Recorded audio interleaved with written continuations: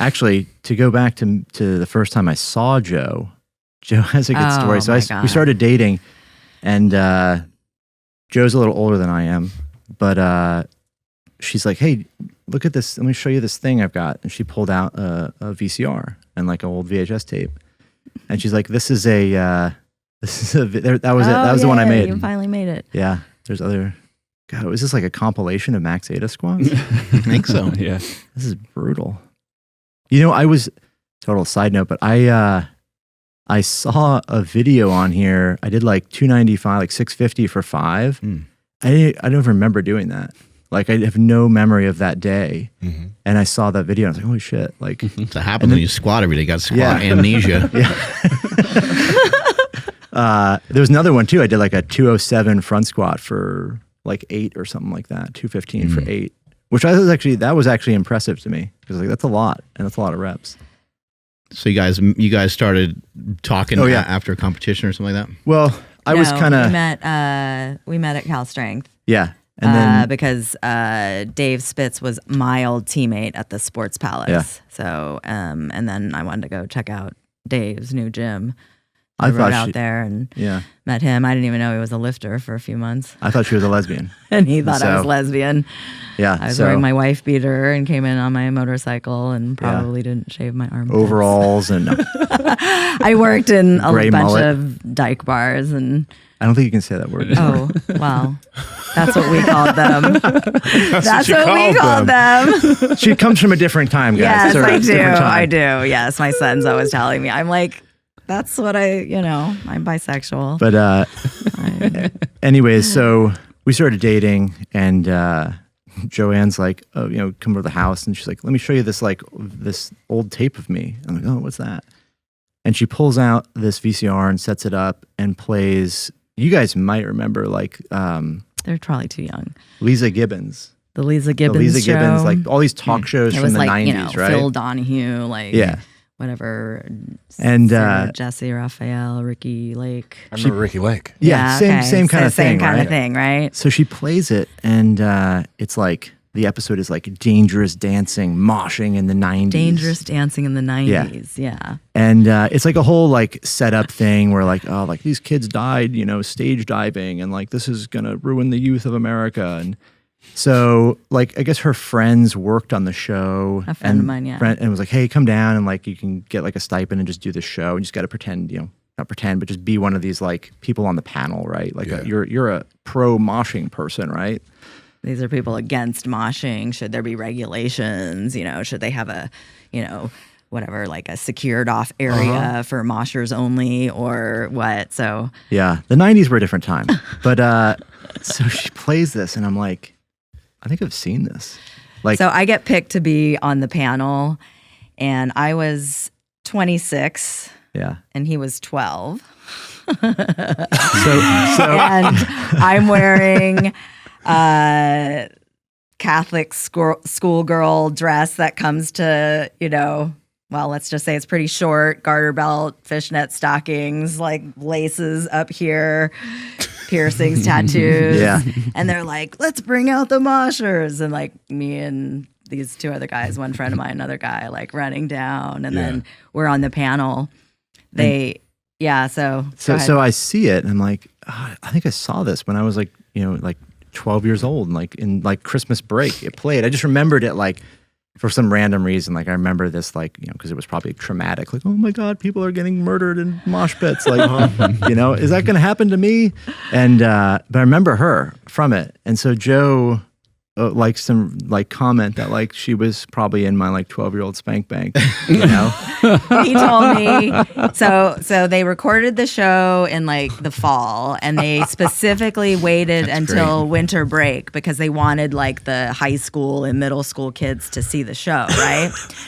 So I know when he said, oh, I remember watching this and I was like, you probably did because they specifically like played it at a time where kids weren't in school. Nice. And he said that he remembers, because he was 12 years old, he remembers that moment was when he started liking like goth girls and girls with tattoos and stuff like that. So Yeah. And that was when you were 12, and then we met when you were 24. So 12 years later, he met me, and I asked him to marry me. That's what they call grooming. Wow, dude. It's a long process. Isn't that crazy? Yeah. And you were already Olympic lifting, and then you got into powerlifting and did really well in powerlifting as well. How were you as a Olympic lifter, and you still Olympic lift now? Nah, mostly just do powerlifting out at Jesse's with Tiff and Jeremy. I was not very good. You're good. I mean, I won a medal at Senior Nationals in 2009 in Chicago in the clean and jerk. I was a bit old. I started competing when I was 34 in weightlifting. So I think I would have excelled a lot more. Max has told me that if I would have gotten into it when I was younger. So that's the only senior national medal that I got. But I went to many national meets, American Open finals, and nationals. I don't know. I think a lot of people think many years. that they can't get into Olympic lifting, but you got into it at an older age. Yeah, I did. Yeah, and then I always called myself a master's in denial. So I really didn't get into the master's circuit until the very end of my career when I couldn't qualify for nationals anymore. It got much more competitive.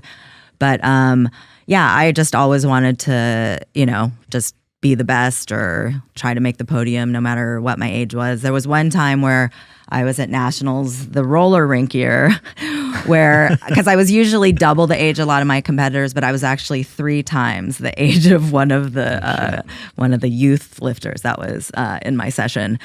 But I was a 53 kilo lifter for most of my career, and then finished as a 58. Yeah. I did my last weightlifting meet in 2017 at the World Masters Games, and that was before they switched the weight classes. And I broke the age group and weight class world records for snatch, clean, and jerk in total.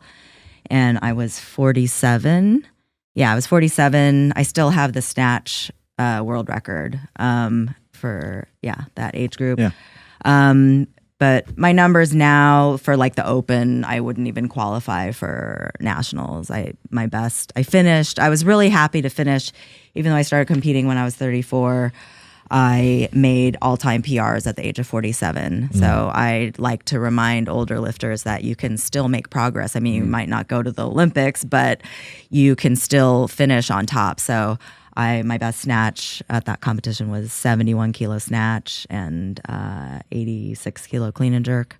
Our project family, how's it going? Now, as you guys know, we have been talking about cold therapy for a while. Mark, Andrew, and myself, we all use cold plunge XLs since we're pretty big. But the cold plunge is amazing. And there are a lot of cold therapy tools out there. Obviously, you can use your shower. But the amazing thing about the cold plunge is, number one, it doesn't take up much space in your home or your backyard. And number two, you don't need to change your water, unlike other cold therapy devices, for 6 months to a year. It filters itself. Let's not even talk about all the benefits of cold plunging, like the dopamine release, how good you feel after doing it, and just the cascade of hormones that happens after you get in some really cold water. It's crazy, and we love it. So, Andrew, how can they get it? Absolutely. You guys got to head over to thecoldplunge.com, and at checkout, enter promo code PowerProject to save $150 off your very own cold plunge. Again, thecoldplunge.com, links to them down in the description, as well as the podcast show notes. Yeah. Do you guys think that most people should take up some weightlifting or take some sort of page from weightlifting? Like we promote bodybuilding quite a bit, but it's kind of obvious that like kind of anyone can do bodybuilding. Anyone can go in the gym and do some curls and try some push downs and go on some of the machines. I mean, it's available from anyone that's 10 all the way until you're 70. But the Olympic lifts, they look more intimidating. Do you guys think that people should try or strive, or are there particular movements in weightlifting that you think people should maybe examine or try to get into? No. No, I mean, I think so. I mean, like, there's been people that have started. There was a guy, Dan Takeuchi, who started weightlifting. He had a 30-year career. He started at 50. And so, like, that's exceptional. And like, I think a lot of people could do some form of it, maybe not snatch or jerk, but you could do power cleans, right? You could do pulls, those kind of things, ballistic movements that are more explosive. I think somebody could benefit from that. If you're just talking about like you're training for the sake of, longevity and fun and enjoyment. Yeah, for sure. I think it's not like, it seems intimidating because there's a bit of a prerequisite, you don't need to necessarily have yeah, there he is. Yeah. You don't need to necessarily have a huge amount of like flexibility or coordination to do a squat or a bench press. Whereas weightlifting is like a little more than that. It's less than doing like, a hammer throw or a shot put, but it's a little bit more than that. So it's a little bit more intimidating, but I think like CrossFit shows us like, people are doing it like, and it's also years ago, it was so hard to get into it because you were in a place where there was no formalized, like really good coaching. It was just a lot of like, my coach did it this way and his coach did it that way. And they sort of figured it out as they went. Now it's like on Instagram in 60 seconds, there'll be snatch tutorials. Like you could learn how to snatch for free on Instagram and just watch a video and it'd be pretty good. Like you'd learn quite a bit about it. So it's not as complex as it seems. Peeps, we love bringing you all this fitness information, and we also want to help bring that information to more people. So if you could help us out, hit that red subscribe button and then hit the notification bell, and we'll continue to bring you the heat. And I won't whisper in your ear. Talk to you guys later.